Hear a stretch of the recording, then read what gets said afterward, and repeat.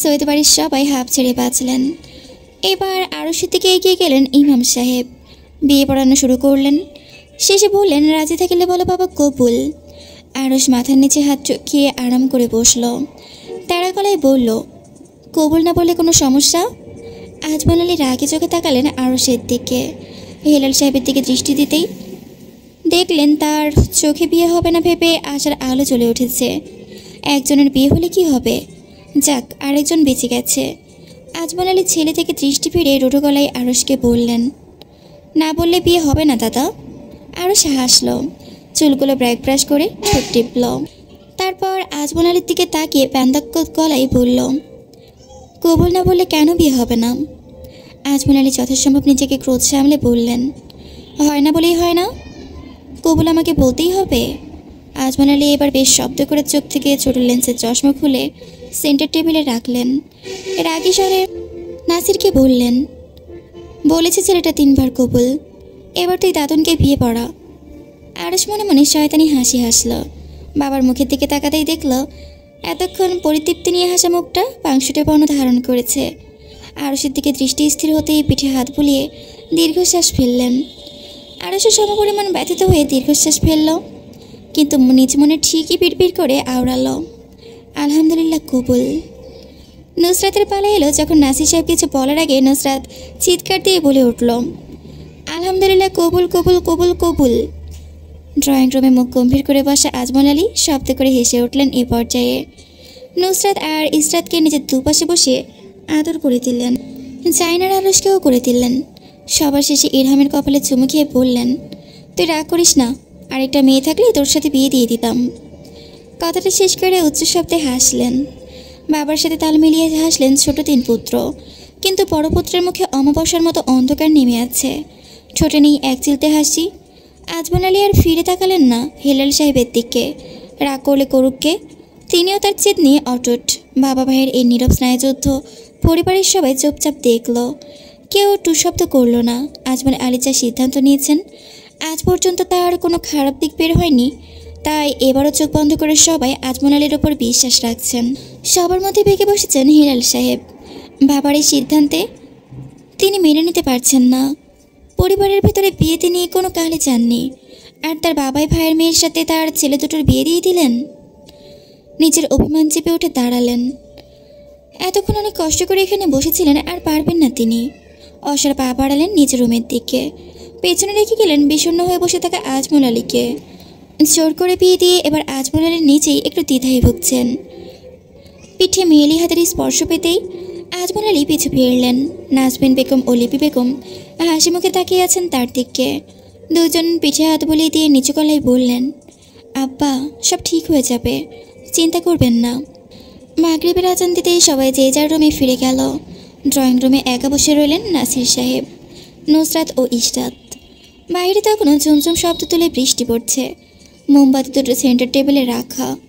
বিদ্যুৎ সংযোগহীন হয়েছে অনেকক্ষণ। হেলাল সাহেবের রুম থেকে আসছে একাধিক আল্লাহু আকবার বলার ধ্বনি। মনোযোগ ফিরিয়ে এনে নাসির সাহেব সামনের সোফায় তাকাতেই দেখলেন নুসরাত এক পা সোফার হাতলে রেখেছে, আরেক পা তুলে রেখেছে সোফার ওপরের ফর্মের ওপর, আরাম করে শুয়ে কান খুঁজাচ্ছে। ইশরাত ওনার পাশে বসে মৃদুস্বরে ওজিফা পড়ছে। নাসির সাহেব মেয়ের মাথায় হাত বুলিয়ে দিলেন। খুশি মনে হাঁক ছুড়লেন নাজমিন বেগমের উদ্দেশ্যে, ও নাজমিন, এই বৃষ্টির দিনে গরম গরম কোনো কিছু তৈরি করো। রান্নাঘর থেকে নাজমিন বেগম প্রত্যুত্তর করলেন হালকা গলায়, অপেক্ষা করুন। এইবার পর আর কোনো হাঁক আসলো না নাসির সাহেবের কাছ থেকে। নাজমিন বেগম দীর্ঘশ্বাস ফেলে ডাল পিষতে শুরু করলেন পাটার মধ্যে। ঝর্ণা মাংস ছোটো ছোটো করে কেটে রাখলেন একটা বাটিতে। রান্নাঘরে 4 জন রমণী থাকা সত্ত্বেও আজ কোনো টু শব্দ নেই।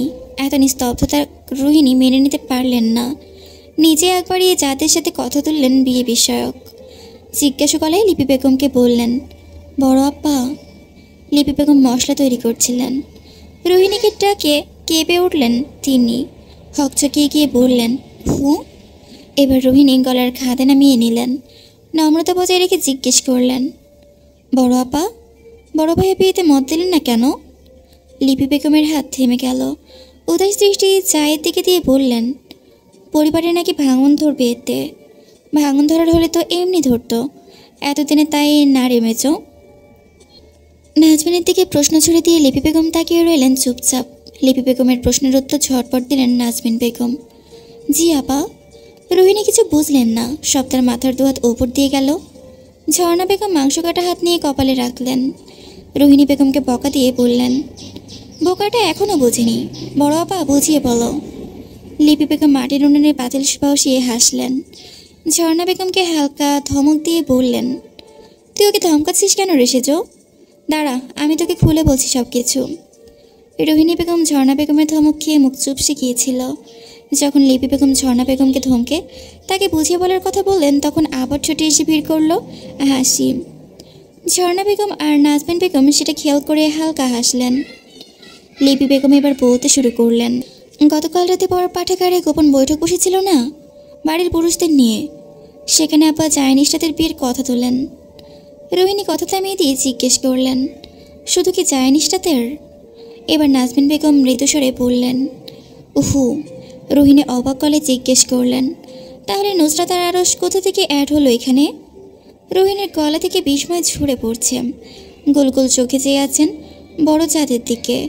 তার এরকম বিস্ময় নিয়ে প্রশ্ন আর গোল গোল চাহনি দেখিয়ে বড় চায়েরা উচ্চ শব্দে হেসে উঠলেন। ঝর্ণা বেগম পারেন তো এখানে গড় করে খেয়ে হাসতেন। রোহিণী গলা ফুলালেন। 2 বছরের বাচ্চার মা হয়েও এখনও 18 এর সেই কিশোরীদের মতো গাল ফোলান তিনি। আরেক দফা চায়েরা তাকে নিয়ে হেসে গড়াগড়ি খেল। এবার বেজায় চটে গেল রোহিণী 3 চায়ের ওপর। রাগে গলায় বললেন, আপা তোমরা জোট বেঁধে আমাকে নিয়ে হাসছো, একদিন আমারও দিন আসবে, সেদিন তোমাদের নিয়ে আমিও হাসব। লিপি বেগম মিছিমিছি চোখ বড় বড় করে 2 চায়ের দিকে তাকালেন। রোহিণীকে সান্ত্বনা দিয়ে বললেন, এই নাজমিন, ঝর্ণা হাসছিস কেন ওকে নিয়ে? দুটোকে ধরে লাগাবো না? ঝর্ণা বেগম আর নাজমিন বেগম এতক্ষণে পেট চেপে রাখা হাসি ফুস করে ছেড়ে দিলেন। দুজনের হাসি দেখে লিপি বেগমও হেসে দিলেন। পরপর রোহিণী উচ্চ শব্দে হেসে দিলেন। 4 জন রমণী কোনো কারণ ছাড়া নিজেদের দিকে তাকিয়ে কিছুক্ষণ পর পর হাসলেন। চোখের কোণে পানি জমা হওয়ায় লিপি বেগম চোখ মুছে নিলেন হাতের তালু দিয়ে। হাসি কোনো রকম চেপে বললেন, আর হাসাবি না আমায়, খবরদার। লিপি বেগমের চোখ রাঙানি দেখে নাজমিন বেগম হু হা করে হেসে উঠলেন। চোখ হাঁটুতে চেপে ধরে বললেন, আপা কিছুক্ষণ আমরা কেউ কারো দিকে তাকাবো না, তাহলে হাসি একটু হলেও কমবে। হাসির চোটে নাজমিন বেগমের কথাগুলো এবড়ো থেবড়ো হয়ে আসলো। সবাই মেনে নিলেন। তারপরে যে যার কাজ গোছাতে লাগলেন। 4 জনের এক চাও কারোর দিকে ফিরে তাকালেন না কিছুক্ষণ। লিপি বেগম পাতিলে তৈল দিয়ে ডালের বড়া ভাজতে ভাজতে রোহিণীর উদ্দেশ্যে বললেন, শোন ছোট, তো আব্বা শুধু 2 জনের বিয়ের কথা তুলতেন, কিন্তু উনি বিয়েকে বসলেন। মেজো ভাই আব্বা কথা শেষ করার আগেই খুশিতে হৈ হৈ করে উঠলেন। মেজো ভাইয়ের খুশির কারণ তো তুই বুঝতেই পারছিস, তার মেয়ে তার কাছে থাকবে, এটাই বড় ব্যাপার। ইশটাতে জন্মের পরে মেজো ভাই বলেছিলেন মেয়ের বিয়ে দিবেন না তিনি, আর এই প্রস্তাব পাওয়ার পর হাতে জিলাপি পাওয়ার মতো খুশি হয়েছিলেন। আমার ওনাকে বেঁকে বসতে দেখে আব্বা কিছুক্ষণ চুপচাপ তাকিয়ে রইলেন। জিজ্ঞেস করলেন, কেন বেঁকে বসেছেন? জুৎসই কোনো কারণ দেখাতে না পারলেন না। তোরা তো জানিস আব্বা কীরকম লোক। ওনার কাছ থেকে যুক্তিসঙ্গত উত্তর না পেয়ে তেড়া গলায় বললেন, তুমি কোনো জুৎসই উত্তর দিতে পারলে না হিলাল, তাই তোমার এই বেঁকে বসার জন্য শাস্তি হিসেবে ছোট ছেলের সাথে নাসিরের ছোট মেয়ের বিয়ে নির্ধারণ করা হলো। রোহিণী মুখে এক হাত চাপলেন। বিস্ময় তার অক্ষিকোটর থেকে অক্ষিকোলক বের হয়ে আসছে। মৃদু চেঁচিয়ে জিজ্ঞেস করলেন, আপা বড় ভাইয়া তো এসব তোমাকে জানাইনি, তাহলে তুমি এটা জানলে কিভাবে? এবার চোর ধরার মতো 3 চামুক লুকিয়ে ফেললেন ওনার আড়ালে। রোহিণী সন্দেহী নজরে তাকাতেই 3 জন একসাথে বোকা হেসে নাজমিন বেগম বললেন, গোপন বৈঠকের কথা শুনে আমি, আপা আর ঝর্ণা 3 জন মিলে কান পেতেছি দরজার ওপাশে। তাদের গলা তো বাজ খাই, ধীরে কথা বলেও জোরে বের হয়, তাই শুনতে কোনো অসুবিধা হয়নি। রোহিণী ব্যাঙের মতো হা করে ফেললেন। দুঃখী চোখে চাঁদের দিকে তাকাতেই দেখলেন তারা কাচুমাচু করছে। কাঁদো কাঁদো গলায় বললেন, তোমরা একা একা কান পাততে চলে গেলে, আমাকে সাথে নিলে না? ঝর্ণা বেগম সতর্ক চোখে বাইরের দিকে একবার তাকালেন। রোহিণীকে শাসিয়ে বললেন, ধীরে কথা বল, ছোট শুনতে পাবে ভাইয়ারা। আর তোকে আমরা নিয়ে যেতাম কান পাততে, ওখানে গিয়ে যদি আহান কান্না করে সেটা ভেবে আপারা আমি নিয়ে যাইনি। বাড়ির কর্ত্রীরা ফিসফিস শব্দ করে আর অনেক কথা বলল বাড়ির কর্তাদের নিয়ে, যা বাড়ির কর্তাদের অগোচরে রয়ে গেল। লাঠি ভর্তি রুমের ভেতর পায়চারি করছেন মেহেরুন্নেসা, এদিক ওদিক তাকাচ্ছেন। আজমল আলী বাথরুমে গিয়েছেন। হাঁটতে হাঁটতে বারবার চোখ ফিরে তাকালেন বাথরুমের দরজার দিকে। কাঙ্ক্ষিত ব্যক্তি তখনও বাথরুমে। এবার বিরক্ত হয়ে মেহেরুন্নেসা দুর্বল পা ফেলে এগিয়ে গেলেন দরজার সামনে। হালকা হাতে থাপড় দিতে যাবেন দরজায়, তখনই দরম করে ওয়াশরুমের দরজা খুলে গেল। আজমল আলী দরজা খুলে ভ্রুকুচকে স্ত্রীর পানে তাকিয়ে রইলেন। মেহেরুন্নেসাও একই ভঙ্গিতে ভ্রু বাঁকিয়ে স্বামীর দিকে তাকিয়ে রইলেন। রাগী স্বরে আজমল আলীকে জিজ্ঞেস করলেন, আপনি ওকে বিয়ে দিয়েছেন কে? হিলাল যখন রাজি হয় নাই তখন জোর করবার কি দরকার আছিল? আমারই কি সব খুললা কইবান আপনি? আজমল আলী স্ত্রীর জিজ্ঞাসা দৃষ্টি অবজ্ঞা করে পাশ কাটিয়ে চলে গেলেন। আরাম করে গিয়ে বিছানায় বসলেন। হাতের লাঠি আর মোমবাতি এক পাশে রেখে স্ত্রীকে হাতের ইশারায় কাছে ডাকলেন। মেহেরুন্নেসা কপালে বিরক্তির ভাঁজ ফেলে এগিয়ে গেলেন স্বামীর দিকে। রাগে চোখে স্বামীর দিকে তাকিয়ে পাশ ঘেঁষে বসলেন। আজমল আলী মোটা গম্ভীর গলায় এবার স্ত্রীর উদ্দেশ্যে বলতে শুরু করলেন, শুনো, তোমার বড় ছেলের প্রবাসী ফেরার আর কতদিন? মেহেরুন্নেসা ভ্রু বাঁকিয়ে নিলেন। জিজ্ঞেস করতে যাবেন বিয়ের সাথে প্রবাস যাওয়ার কী সম্পর্ক, তার আগেই বুঝে গেলেন আজমল আলীর স্ত্রীর মনের কথা। আদেশ সহকারে বললেন, আগে বলো দিন কত, তারপর তোমার সব প্রশ্নের উত্তর পাবে মায়া। মেহেরুন্নেসা এবার খানিকটা দমে গেলেন। হাতের আঙুলে চেপে দিন গুনতে লাগলেন। গণনা শেষে মৃদু গলায় আওড়ালেন, এই তো সাইমনের সোমবারের পরের সোমবার, মাইনে 9 দিন পর। কিন্তু এইটার সাথে বিয়ার কি সম্পর্ক? আমি কিছু বুঝলাম না। আজমল আলী স্ত্রীর কাজ চেপে ধরলেন। স্ত্রীকে জিজ্ঞেস করলেন, আমাকে বিশ্বাস করো তুমি? মেহেরুন্নেসা মাথা উপর নিচে নাড়ালেন। আজমল আলী মোলায়েম কণ্ঠে বললেন, তোমার ছেলে এবার প্রবাসে গেলে আর ফিরে আসতো না। মেহেরুন্নেসা ভ্রু কুঞ্চিত করে ফেললেন। দ্বিধা নিয়ে স্বামীকে জিজ্ঞেস করলেন, আপনি জানলেন কিভাবে? শুক্রবার রাতে আমি যখন পাঠাগারে ছিলাম তখন জানতে পেরেছি। মেহেরুন্নেসা আরও কিছু প্রশ্ন করতে চাইবেন, আজমল আলী থামিয়ে দিলেন।